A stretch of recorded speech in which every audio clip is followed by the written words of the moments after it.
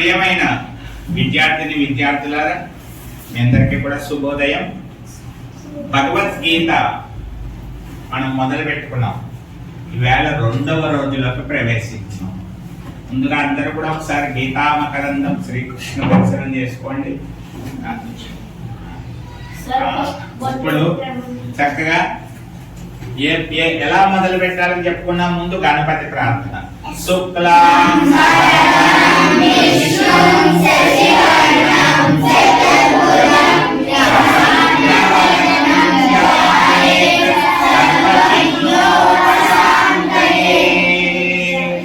తర్వాత గురు ప్రార్థన. తర్వాత ఏంటి?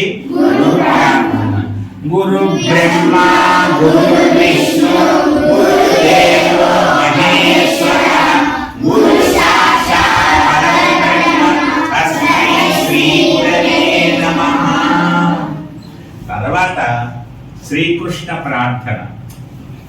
వసుదేవ సుతం దేవం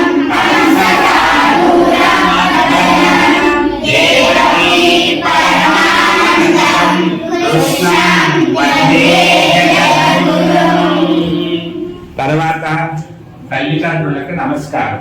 అంటే ఏం చెప్పాలంటే మాతృదేవో భవ, పితృదేవో భవ, ఆచార్య దేవో భవ, అతిథి దేవో భవ. ఇది ప్రతిరోజు భగవద్గీత ప్రారంభించుకోవడానికి ముందు మనం ఏం చేయాలంటే వీటిని ఇలా ప్రార్థన చేసుకున్నాక మనం చదవలసినటువంటి దాంట్లోకి వస్తాం. ఇప్పుడు మీకు చెప్పుకున్న కొన్ని పరీక్ష ఉంటుంది. మీకు కొన్ని రోజులైన జీకే అంటారు కదా, జనరల్ నాలెడ్జ్. భగవద్గీత మీద ఒక పరీక్ష ఉంటుంది. అందులో అన్ని గుర్తుపెట్టుకోవాలి. భగవద్గీతను ఎవరు చెప్పారు? ఎవరికి చెప్పాడు? భగవద్గీత అంటే ఏమిటి? శ్రీకృష్ణుడు పాడిన అని చెప్పచ్చు. భగవంతుడు స్వయంగా తనకు తానే చెప్పినటువంటిది అన్నమాట. ఇప్పుడు ఇది ఎందుకు చెప్పాడు? మీరు చిన్న పిల్లలు కాబట్టి ముందు మీకు అర్థమయ్యేటట్టు నెమ్మదిగా చెప్తాను. కానీ రోజు 10 నిమిషాలే క్లాస్ మనకి. అందువల్ల చక్కగా మీకు కొంచెం చెప్పుకుంటూ వస్తాను. ఒక యుద్ధం జరుగుతోంది. ఆ యుద్ధం జరిగేటప్పుడు యుద్ధంలో ఇది వరకు బాగా పూర్వకాలంలో ఎలా ఉంటే రథం మీద వెళ్ళేవారు యుద్ధం చేయడానికి. ఇప్పుడు కార్లు ఉన్నాయి చూసారా, అలా లేదు. ఇదివరకు ఉండేవి రథం. రథం ఉండాలంటే గుర్రాలు ఉంటాయి. గుర్రాలు లాగుతాయి రథం.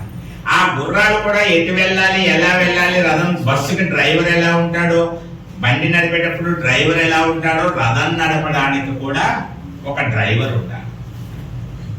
ఆయన ఏమంటారు తెలుగులో చెప్పగలరా ఎవరైనా మీరు? రథం నడిపేటువంటి వారిని బస్సు నడిపే వాళ్ళని డ్రైవర్ అంటున్నారు. జీప్ నడిపినా, కారు నడిపినా డ్రైవర్ అంటున్నారు. విమానం నడిపేటువంటి వారిని పైలట్ అంటారు. మరి రథాన్ని నడిపేటువంటి వారిని ఏమంటారు తెలుగులో? చెప్పండి. ఒక తెలియదు కదా మీకు? సారథి అంటారు. ఏమంటారు? రథ సారథి అంటారు. ఈ రథమును నడిపేటువంటి ఆయన్ని రథ సారథి. ఈ రథాన్ని నడిపేటువంటి వాళ్ళు ఒకళ్ళు ఉండాలి. రథంలో ఉండి యుద్ధం చేసే వాళ్ళు ఒకళ్ళు ఉంటారు. ఒక్కళ్ళే యుద్ధము చేస్తూ రథము నడపలేరు. ఒకళ్ళే ఏం చేస్తారు?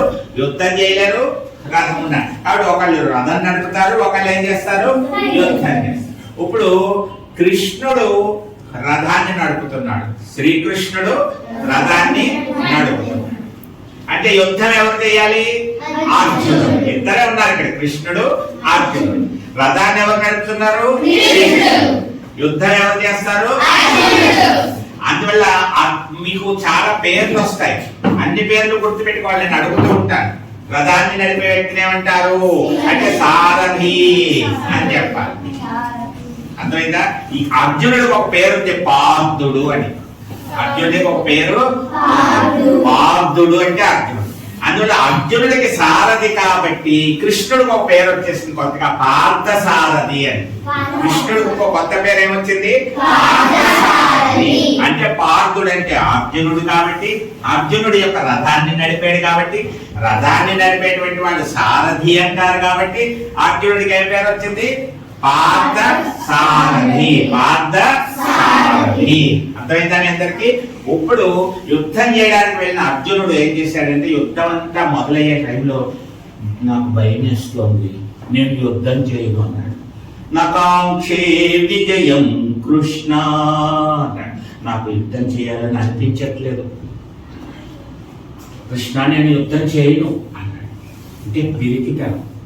ఏమైనా ఒకసారి ఎక్కడికైనా వెళ్ళమన్నప్పుడు ముందు వెళ్తానని తర్వాత బాబాయ్ నా భయం వేస్తుంది నేను వెళ్ళను అంటాం. పర్లేదు ఎంతో నేను వెళ్ళను, నేను వెళ్ళిపోతాను అంటావు కదా. అలాగా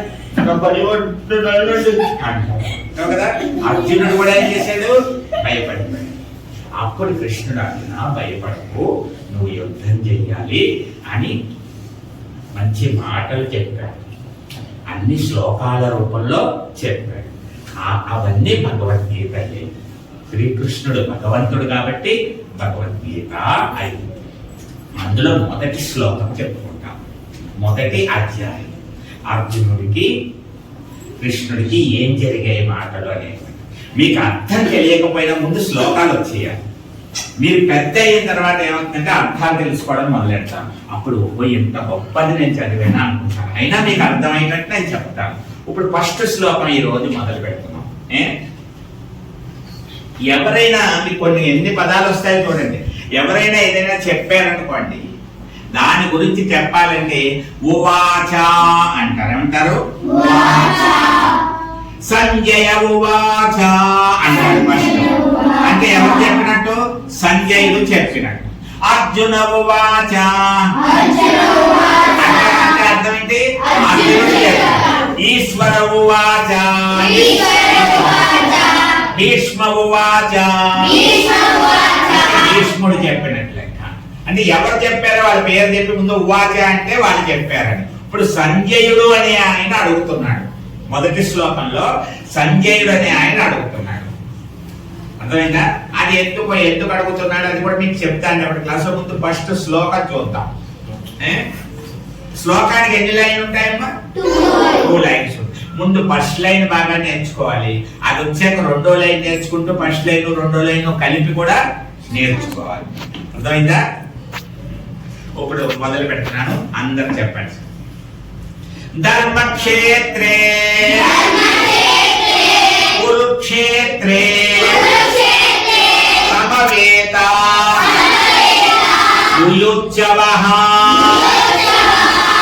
ధర్మక్షేత్రే ఫస్ట్ పదం. 4 లైన్లు 4 పదాలు ఉన్నాయి. ధర్మక్షేత్రే కురుక్షేత్రే సమవేత యుయుత్సవః. 4 పదాలు గుర్తుపెట్టేసుకోండి. ఎవరు బాగా గుర్తుపెట్టుకుంటారో చూద్దాం. ధర్మక్షేత్రే కురుక్షేత్రే సమవేత యుయుత్సవః. ధర్మక్షేత్రే కురుక్షేత్రే సమవేత యుయుత్సవః. అందరు కలిపి అందామే. రెడీగా అందరూ అంటే 1 2 3.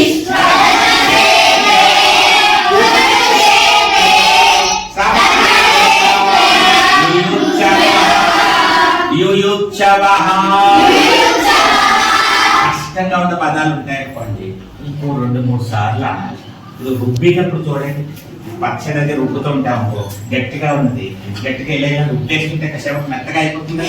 అది కష్టమైన పదాన్ని ఏం చేయాలి? 2 సార్లు రుబ్బాలన్నమాట.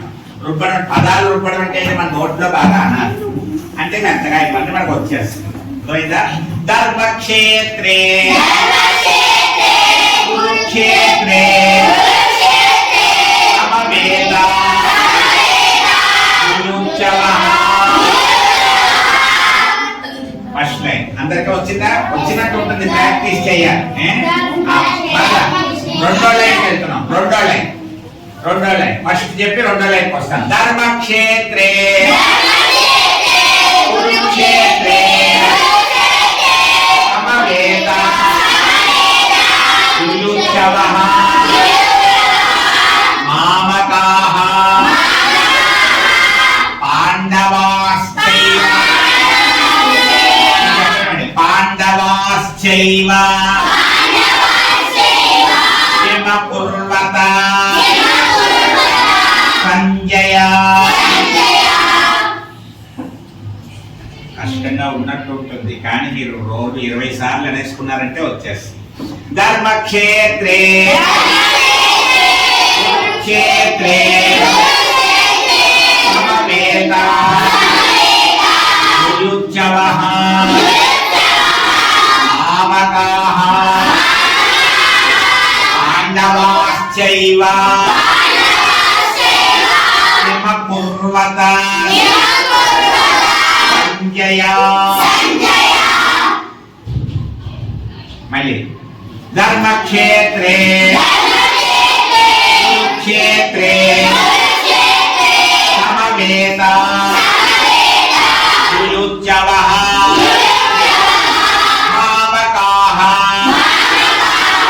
పాండవాశ్చైవ కిమ కుర్వత సంజయ. అందరికీ నేను అనకుండా అనండి, ట్రై చేయండి. 1 2 3.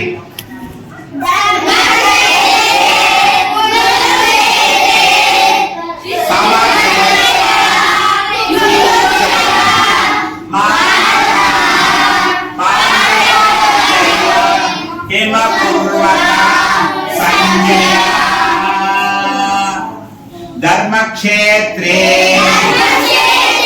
కురుక్షేత్రే సమవేత యుయుత్సవః మామకాః పాండవాశ్చైవ కిమ కుర్వత సంజయ. ఇది కొంచెం కష్టంగా ఉన్నట్టు అనిపించిన అన్ని ఇలాగే ఉంటాయి కాబట్టి ప్రాక్టీస్ చేస్తుంటే మీకు వచ్చేస్తుంది. చిన్న పాప 4 సంవత్సరాల పాప మొత్తం 50 శ్లోకాలు చదివేస్తుంది కనుక మీరు ఒక్క శ్లోకం దగ్గరే ఉన్నారు కాబట్టి మీ అందరూ కూడా ఏం చేయాలి, ప్రాక్టీస్ చేయాలి. ఆటోలో వెళ్ళిపోతారు, ఇంటికి వెళ్ళిపోతూ ధర్మక్షేత్రే కురుక్షేత్రే సమవేత యుయుత్సవః మామకాః పాండవాశ్చైవ కిమ కుర్వత సంజయ. పక్కన ఉన్న వాళ్ళు రావట్లేదు అనుకో, ధర్మక్షేత్రే ధర్మక్షేత్రే అనుకో, కురుక్షేత్రే అని నువ్వు చెప్పాలన్నమాట. అప్పుడు పక్కన ఇంకొక అబ్బాయి సమవేత, అలా ఒక పదం ఒక్కొక్కరు చెప్పడం కూడా చెప్పుకుంటూ ఉండాలి, ఒకరినొకరు అడుగుతూ ఉండాలి, నువ్వు ఇంకొకరికి చెప్తూ ఉండాలి. మొత్తం మీద ప్రాక్టీస్ ఏంటి, బాగా రుబ్బాలి.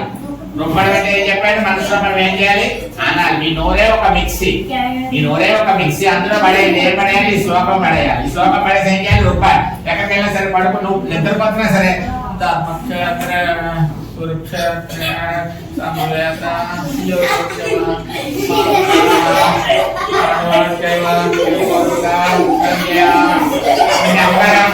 ఆ పిల్లకి నిద్రలో కూడా ఈ శ్లోకమే చదువుతుందండి అంటారు.